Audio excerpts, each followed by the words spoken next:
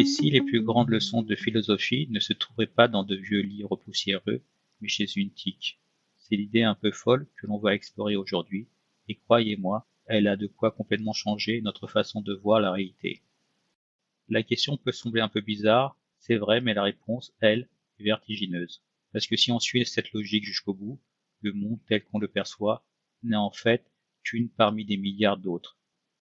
Bon, avant de parler de notre tic, il faut qu'on fasse un petit détour. On a besoin d'un concept clé de la philosophie, et tout commence par ce mot, un phénomène. Alors, phénomène, ça vient du grec phénoménon, ce qui veut dire ce qui apparaît, et l'idée elle est là en fait. Un phénomène, ce n'est pas la réalité brute objective, non, c'est la réalité telle qu'elle nous apparaît, telle qu'elle est filtrée par nos sens, notre cerveau. C'est le philosophe Emmanuel Kant qui a vraiment mis le doigt dessus. Il a fait une distinction super importante. D'un côté, il y a le phénomène, par exemple l'arbre que je vois avec ses feuilles, sa couleur, sa forme, et de l'autre, il y a la chose en soi, l'essence pure de l'arbre, ce qui est vraiment indépendamment de moi. Et pour Kant, cette chose en soi, eh bien, on n'y aura jamais accès. La seule chose que l'on peut connaître, c'est le phénomène. Du coup, que faire avec cette idée? C'est tout le projet d'un courant philosophique qu'on appelle la phénoménologie. En gros, son idée c'est, puisqu'on ne peut connaître que les phénomènes, arrêtons-nous de nous prendre à la tête avec une réalité vraie mais inaccessible, concentrons-nous sur ce qu'on a, notre expérience vécue, étudions-la. Et pour vraiment, vraiment comprendre la puissance de cette idée, on va faire une petite pause dans la philo. C'est là que notre guide, aussi improbable soit-il, entre en scène, la tique. Cette perspective fascinante, on la doit à un biologiste du début du XXe siècle, Jacob van Uskul. Ses recherches sur le comportement des animaux ont eu un impact énorme sur les philosophes et on va vite comprendre pourquoi.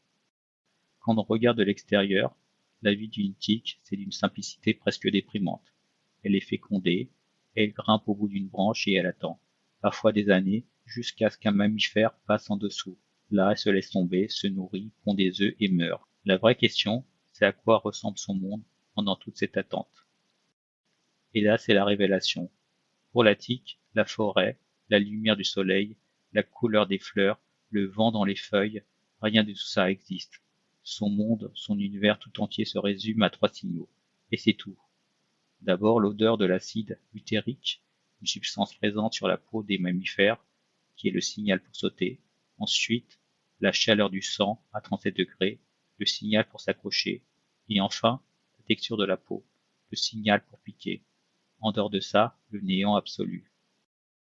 Pour décrire cette réalité propre à chaque animal, Van Uskul a forgé un concept absolument génial, l'Umwelt. C'est un mot allemand qu'on pourrait traduire par monde environnant, mais c'est bien plus que ça. C'est le monde propre de chaque espèce, une sorte de bulle de perception, un monde taillé sur mesure, uniquement constitué de ce qui a du sens pour cet organisme. Et c'est là qu'on mesure vraiment le gouffre qui sépare nos réalités. Imaginez bien, au même endroit, dans la même forêt, au même moment, il n'y a pas un seul monde, mais au moins deux radicalement différents. D'un côté, le monde de l'humain, plein de formes, sons, couleurs, un monde incroyablement riche. De l'autre, celui de la tique, un vide quasi total qui ne s'allume que par 3 petits flashs sensoriels. Alors ce détour par la biologie nous ramène directement à notre grande question philosophique. Si le monde de la tique est si radicalement différent d'un autre, alors qu'est-ce que ça nous dit sur notre propre réalité? La conclusion est assez folle. Ça veut dire que l'idée d'un seul et unique monde objectif, d'une seule grande scène de théâtre sur laquelle tous les êtres vivants évolueraient, eh bien c'est une illusion. On ne vit simplement pas dans le même monde que la tique.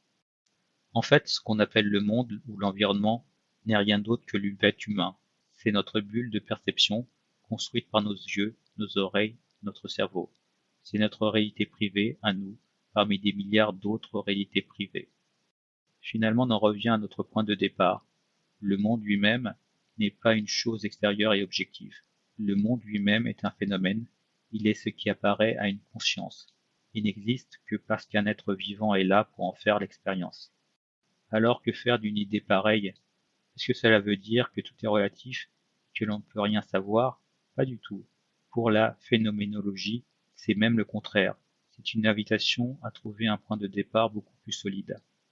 Le but, c'est de revenir à la source, à notre expérience directe des choses. Avant de construire de grandes théories, il s'agit de décrire le plus fidèlement possible comment le monde nous apparaît à nous. Ça veut dire aussi admettre que la science, aussi puissante soit-elle, n'est finalement qu'une construction propre à l'univers humain, une façon bien à nous de découper et de comprendre la réalité. Et c'est la question qui nous reste. L'exemple de la tique, elle nous donne le vertige parce qu'il nous montre à quel point un monde peut être radicalement différent d'un autre. Et ça nous force à nous demander quelles sont les odeurs, les sons, les couleurs, les dimensions de la réalité qui existent autour de nous, ici et maintenant, mais qui, comme la beauté d'un coucher de soleil pour la tique, ne font tout simplement pas partie de notre monde.